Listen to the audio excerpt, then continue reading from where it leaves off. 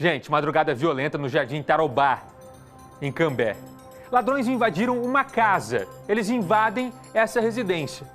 Só que dessa vez, os criminosos levaram a pior. Como assim, Buganza? O morador tá ali dormindo. Tá junto ali com a família. De repente, ele começa a ouvir um barulho. Uma movimentação estranha na casa. Ele tem sono leve. Ele acorda com qualquer barulho. Você de casa é daqueles que caiu ali alguma coisa, alguém derrubou, passou uma moto na rua, você já acorda? Esse é o morador. Ele acorda com a movimentação dentro de casa. O que ele resolve fazer? Ele fala, eu vou checar, o que será que está acontecendo? Será que tem alguém aqui dentro de casa? Será que alguém pulou aqui no meu quintal? É aí que ele faz, ele vai, ele acorda, ele sai da cama ali devagar, de mansinho.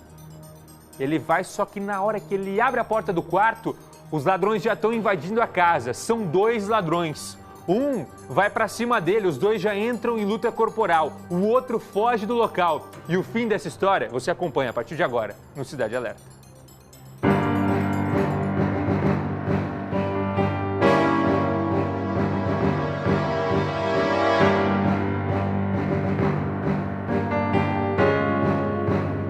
Além da Polícia Militar, SEAT e equipe médica do SAMU tiveram que ser acionados para prestar socorro em uma casa que fica no Jardim Tarobá, em Cambé.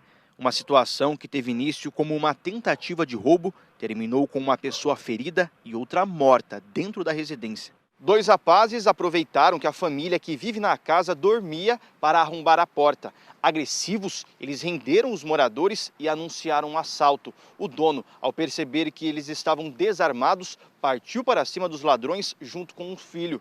No meio da confusão, um dos bandidos conseguiu fugir, mas o outro acabou sendo imobilizado com um golpe de mata-leão pelos donos da casa. Extremamente assustado, o morador, que não quis ser identificado, deu detalhes dos momentos de tensão que viveu ao lado da esposa e do filho. Pularam o muro, eu ouvi o barulho, abri a porta do quarto, tenho sono leve, né? Não deu para me fazer nada. Na mesma hora, os caras já meteram o pé na porta da sala e em 2 segundos já estavam no meu quarto, né? E daí foi onde entramos em luta corporal, né? Estavam em 2, né? Entramos em luta corporal, um foi dominado, né? Eu e meu filho, né? E o outro escapou. O ladrão, que foi imobilizado pelo pescoço, não resistiu e morreu antes mesmo de ser levado para a ambulância.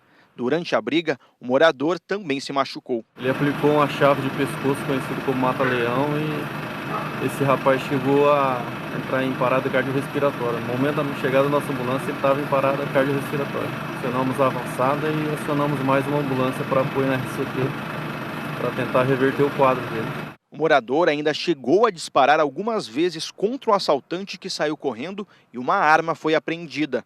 O bandido não foi encontrado. Policiais, então, chegando no local, eles se depararam com alguns disparos de arma de fogo. Eles então começaram a verbalizar, né, porque vinha de dentro do quintal desse morador, que era a polícia militar, para a pessoa se apresentar. E então o senhor se apresentou, o morador da residência, dizendo que ele achava que um dos indivíduos que tinha adentrado a casa dele ainda estaria ali.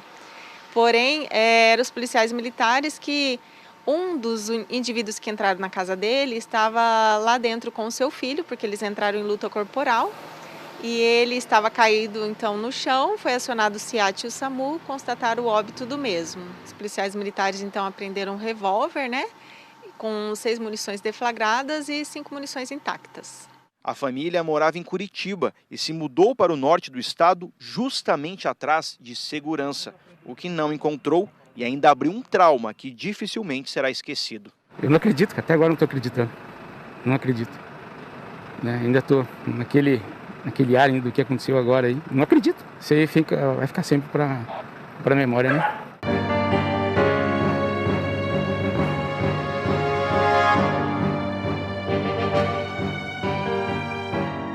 Imagina só, né? Um cidadão de bem está em casa, dormindo com a família. Ele não queria fazer isso. Ele não queria levar para conta dele a morte de uma pessoa.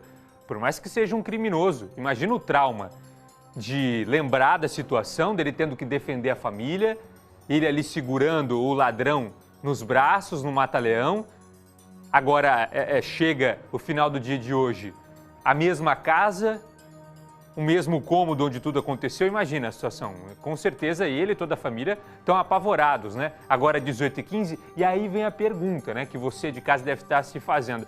Por mais que seja um ladrão, agora ele vai responder por ele ter matado esse rapaz? Né? Ele vai criminalmente ter que responder pela morte desse cidadão? Como é que fica a situação nesse momento? Vocês sabem que aqui no Cidade Alerta a gente gosta de tratar com propriedade, né, do assunto. Por isso, a gente convidou o advogado Mário Barbosa, que já está comigo aqui no estúdio, para a gente tratar sobre esse assunto. Porque, doutor, muita gente vai se perguntar, né? Tem aquela turma que vai falar, mas é bandido mesmo, tem que morrer. Mas na lei não funciona assim, porque ele acabou tirando a vida de uma pessoa. Mas ele também agiu em legítima defesa, porque ele estava na casa dele e o rapaz entra para roubar. E por isso que ele foi lá e estrangulou o rapaz. Ele foi defender a família dele. Né? Como é que fica essa situação juridicamente, doutor? Boa noite para você. Boa noite. Você já resumiu todo o cenário jurídico já com a sua pergunta, basicamente. Porque o que acontece? O fato típico morte ocorreu. Ou seja, ele praticou um homicídio. Tirou a vida ali de uma pessoa. Isso é questão... Independente de quem seja, né? Acabou, tirou. Agora, a lei, a legislação, o legislador, ele colocou o instituto da legítima defesa justamente para que, quando está ocorrendo um fato injusto, momentâneo naquele momento, ou na iminência de ocorrer uma agressão injusta, a gente possa se defender. Aí, nesse caso, a gente tira uma das questões que é do dolo e não vai ser punido o agente. Então ele acaba não sendo punido nesse caso. O entendimento da justiça é uma legítima defesa mesmo. Legítima defesa. Nesse caso ocorre o quê? O delegado ele vai ter que abrir um inquérito policial, vai ouvir testemunhas, vai ter uma perícia técnica no local, logo depois vai emitir um relatório final e vai passar para o Ministério Público. Que daí o promotor, que é o titular dessa ação penal, vai averiguar os elementos ali contidos e vai dizer se houve a incidência da legítima defesa ou não. Uma vez ele entendendo que não houve, arquiva-se. Entendi. Acabou, está resolvido.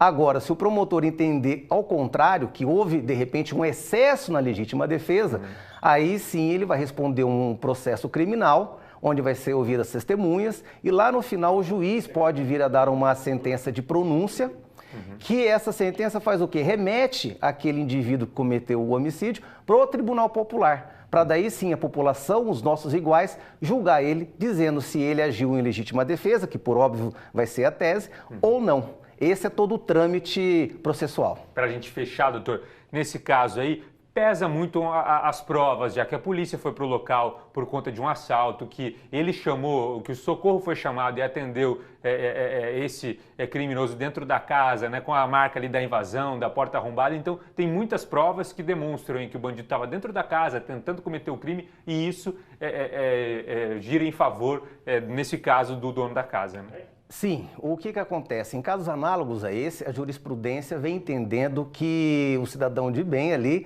estava na sua propriedade privada e que não teria outra situação a não ser aquela, porque ele estava defendendo a sua vida e a vida de terceiros. Então é o que diz a lei. Então, nesse caso, a jurisprudência vem entendendo que está configurada a legítima defesa. Tá certo. Obrigado, doutor. Daqui a pouco eu volto com você para a gente tirar mais dúvidas. Eu que agradeço. Obrigadão. Daqui a pouco eu vou voltar com o doutor Mário, porque a gente vai conversar ainda de outros assuntos. Aqui o doutor sempre ajudando a gente com essas questões jurídicas